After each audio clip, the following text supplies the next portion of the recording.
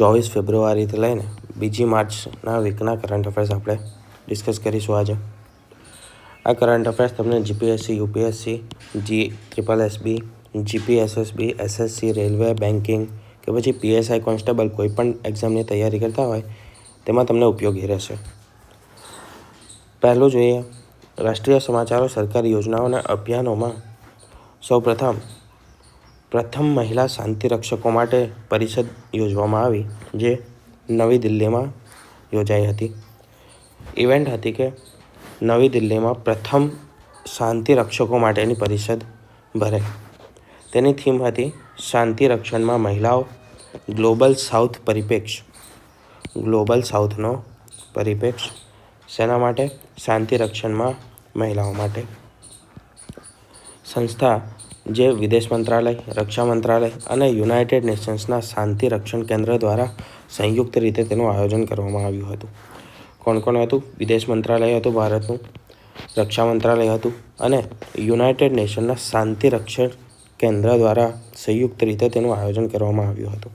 અને તેમાં 35 દેશોના મહિલા શાંતિરક્ષકો ઉપસ્થિત રહ્યા હતા. 35 દેશોના મહિલા શાંતિરક્ષકો ઉપસ્થિત રહ્યા હતા.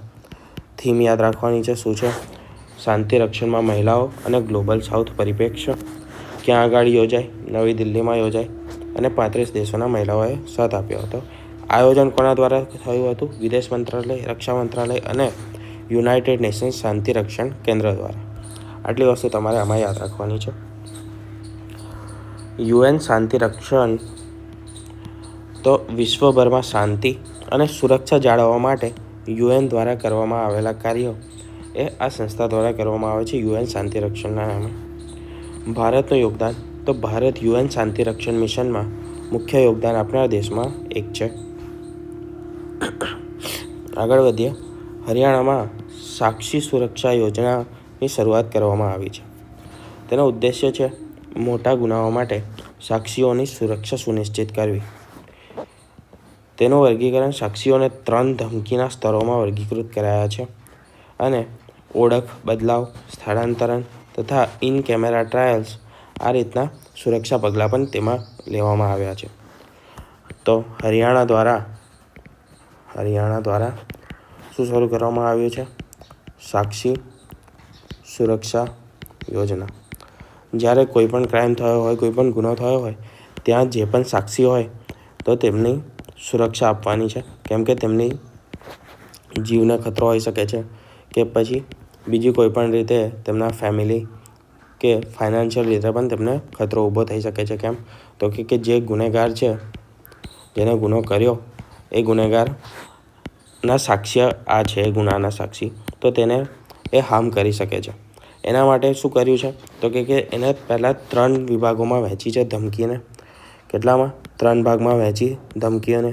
અને તેમના રક્ષણ માટે તેમનો ઓળખ બદલાવ, સ્થળાંતરણ અને ઇન કેમેરા ટ્રાયલ્સ વગેરે જેવા સુરક્ષા પગલાં લેવામાં આવ્યા છે. શેના અંતર્ગત? સાક્ષી સુરક્ષા યોજના અંતર્ગત. જીકેમાં જોઈએ તો સાક્ષી સુરક્ષા યોજના એ સાક્ષીઓની સુરક્ષા માટેની એક રાષ્ટ્રીય સ્તરની યોજના છે. ઇન કેમેરા ટ્રાયલ્સ એ મહત્વપૂર્ણ કેસો માટે બંધ કોર્ટ કાર્યવાહી, જ્યાં જનતા કે પછી મીડિયા કોઈ પણ હાજર હોતું નથી, એને કહેવાય ઇન કેમેરા ટ્રાયલ. આગળ જોઈએ.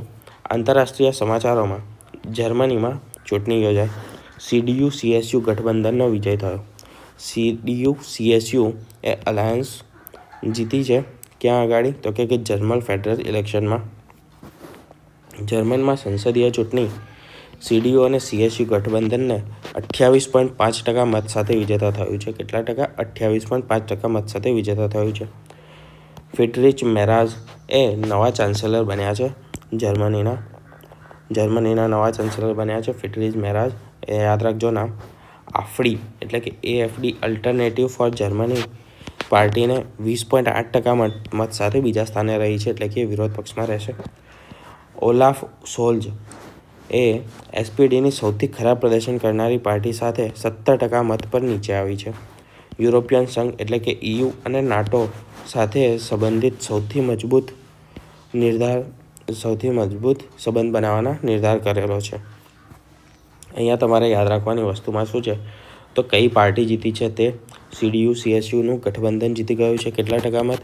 28.5% મત સાથે વિજેતા બન્યું છે. બીજું સૌથી મહત્વપૂર્ણ વસ્તુ છે ફ્રિડરિચ મેરાજ, જે તમારે નામ યાદ રાખવાનું છે, જે બન્યા છે જર્મનીના નવા ચાન્સેલર. ફ્રિડરિચ મેરાજ, બરાબર, ચાન્સેલર બન્યા છે જર્મનીના. આગળ વાત કરીએ, જર્મનીની રાજધાની છે બર્લિન.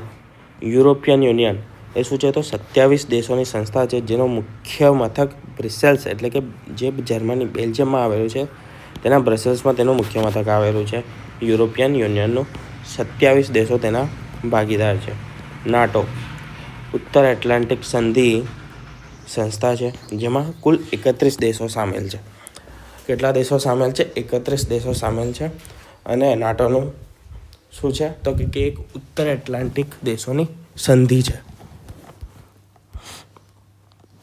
આગળ વાત કરીએ, બાંગ્લાદેશમાં 25 ફેબ્રુઆરી એ સૈન્ય શહીદ દિવસ જાહેર કર્યો છે. બાંગ્લાદેશ સરકારે 25 ફેબ્રુઆરીના દિવસને સૈન્ય શહીદ દિવસ તરીકે જાહેર કર્યો. 2009માં પિલખાના બિડિયાર વિદ્રોહ દરમિયાન 57 જેટલા સૈન્ય અધિકારીઓ શહીદ થયા હતા. તેની યાદમાં 25 ફેબ્રુઆરીને સૈન્ય શહીદ દિવસ જાહેર કર્યો છે. આ યાદ રાખજો કે પિલખાના બિડિયાર વિદ્રોહ થયો હતો 2009માં, અને બીજું કે 25 ફેબ્રુઆરીને સૈન્ય શહીદ દિવસ જાહેર કર્યો છે. કયા દેશે? તો બાંગ્લાદેશે. આમાં કંઈ એટલું વધારે મહત્ત્વનું તમારે આવે નહીં, કેમ કે બાંગ્લાદેશનું છે. ઇન્ડિયાનું હોત તો મહત્વપૂર્ણ થઈ જતું. સ્ટેટિક જીકેમાં વાત કરીએ તો બાંગ્લાદેશના હાલના રાષ્ટ્રપતિ છે શહાબુદ્દીન ચૌધરી, અને તેમની મુખ્ય મુદ્રા છે ટાકા, અને રાજધાની છે ઢાકા. બરાબર, ઢાકા અને શહાબુદ્દીન ચૌધરી, 3 વસ્તુ તમારે યાદ રાખવાની. ભારતીય અર્થતંત્ર 2025માં 6.7% સાથે વૃદ્ધિ દર સાથે આગળ વધશે. મૂડી આંતરરાષ્ટ્રીય ભંડોળ એટલે કે IMF, ઇન્ટરનેશનલ મોનિટરી ફંડ અને વર્લ્ડ બેંક અનુસાર 2025માં ભારતનો GDP વૃદ્ધિ દર 6.7% રહેશે તેવું અનુમાન લગાવવામાં આવ્યું છે. મજબૂત ઉત્પાદન ક્ષેત્ર અને સેવા ક્ષેત્રમાં વૃદ્ધિ થશે. સરકારને પ્રોત્સાહન નીતિઓ અને સ્ટાર્ટઅપ ઇકોસિસ્ટમ આ વગેરેના કારણે આપણો વૃદ્ધિ દર 6.7% રહેવાના અંદાજ રજૂ કર્યો છે. કોણે રજૂ કર્યો છે એ તમારે યાદ રાખવાનું છે, તો કે IMF રજૂ કર્યો છે, ઇન્ટરનેશનલ મોનિટરી ફંડ, મૂડી આંતરરાષ્ટ્રીય ભંડોળ સંસ્થા, અને બીજું છે વર્લ્ડ બેંક. 2025નો GDP વૃદ્ધિ દર 6.7%. ટકા યાદ રાખવાના. કોના દ્વારા આપવામાં આવ્યા, કોના દ્વારા જાહેર કરવામાં આવ્યું અનુમાન, એ યાદ રાખવાનું. કારણો મોસ્ટલી નહીં પૂછાય, પણ કંઈ વધારે છે પણ નહીં કારણોમાં યાદ રાખવા માટે. તો એક તો મજબૂત ઉત્પાદન ક્ષેત્ર છે આપણું, અને સેવા ક્ષેત્રમાં વૃદ્ધિ થવાની સંભાવના છે. તેના લીધે સરકારની પ્રોત્સાહન નીતિઓ અને અને જે સ્ટાર્ટઅપ ઇકોસિસ્ટમ વિકસી રહી છે તેના કારણે આ ગ્રોથ દર હાંસલ થઈ શકશે. તેના જીકે પોઈન્ટ જોઈએ તો IMF એ આંતરરાષ્ટ્રીય નાણાં ભંડોળ તેની સ્થાપના કરવામાં આવી હતી 1944માં, અને વર્લ્ડ બેંક જે છે તેનું મુખ્યાલય છે આપણું વોશિંગ્ટન DCમાં, જે આવેલું છે USAમાં. આગળ વાત કરીએ, કોન્ટાસ એરલાઇન્સે 1.39 બિલિયનનો પ્રોફિટ નોંધાવ્યો છે. કોન્ટાસ રિપોર્ટ્સ કહે છે કે 1.39 બિલિયનનો પ્રોફિટ નોંધાવ્યો છે એક એરલાઇન્સ કંપનીએ. ઓસ્ટ્રેલિયાની સૌથી મોટી એરલાઇન્સ કંપની છે કોન્ટાસ, જેને 6 મહિનામાં 1.39 બિલિયનનો નફો નોંધાવ્યો. ટિકિટની ઊંચી માંગ અને મુસાફરીમાં વૃદ્ધિના કારણે નવા રૂટ્સ તેમજ ડિજિટલ સેવાઓનો વિસ્તાર થયો તેના લીધે, તથા કંપનીએ 2026 સુધીમાં 10 નવા પ્લેન ખરીદવાનું આયોજન કર્યું. કોન્ટાસ એરલાઇન્સ જે છે તે 1920માં સ્થાપના થઈ હતી, અને તેનું મુખ્ય મથક સિડની ઓસ્ટ્રેલિયા ખાતે આવેલું છે. આ એટલો બહુ મહત્ત્વનો તમારો કરંટ અફેર્સ નથી, બટ તો એડ કરી દીધો.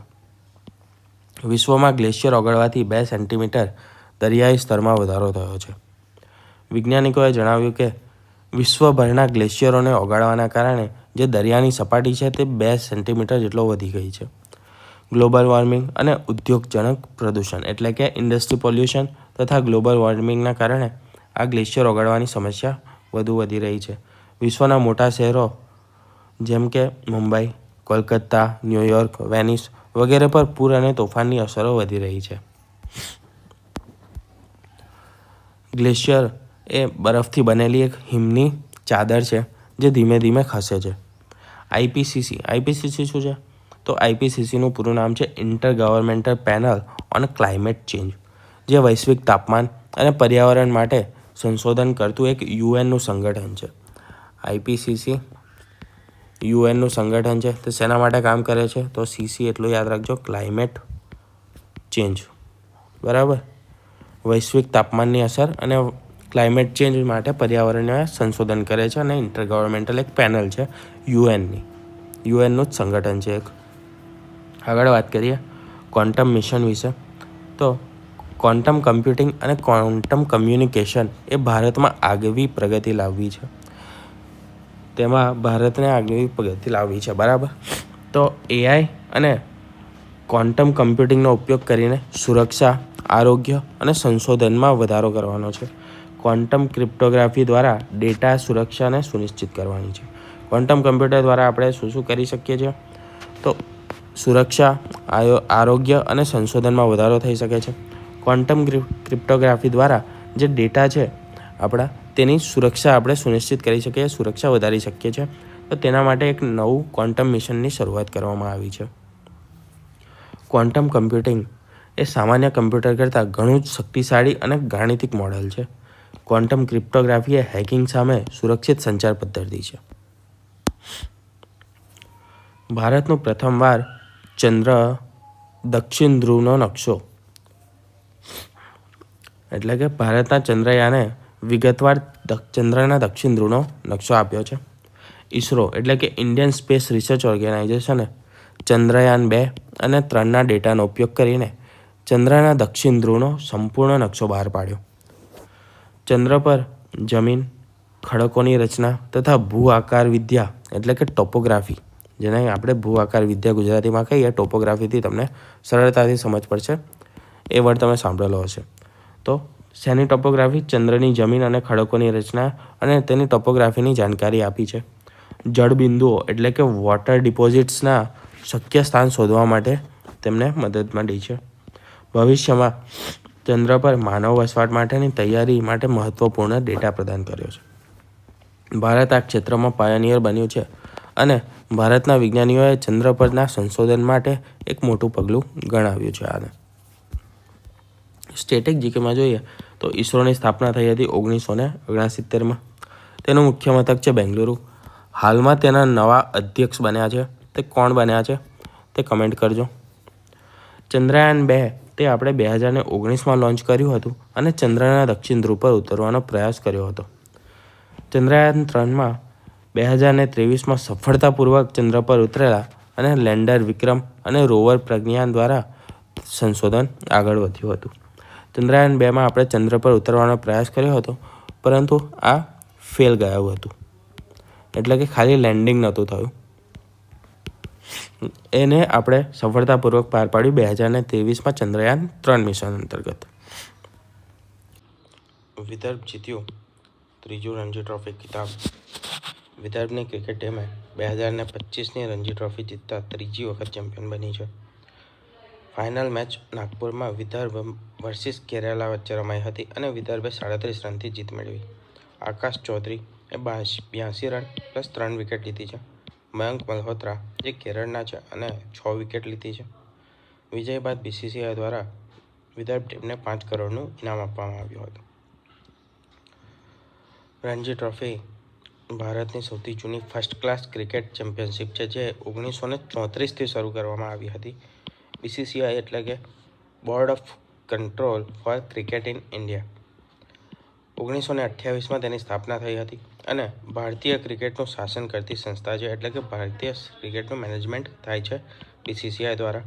વિદર્ભ રણજી ટ્રોફી જીતનાર 2017-18માં જીતી હતી, 2018-19માં જીતી હતી અને 2024-25માં ત્રીજી વાર જીતી છે. તો આ હતા આપણા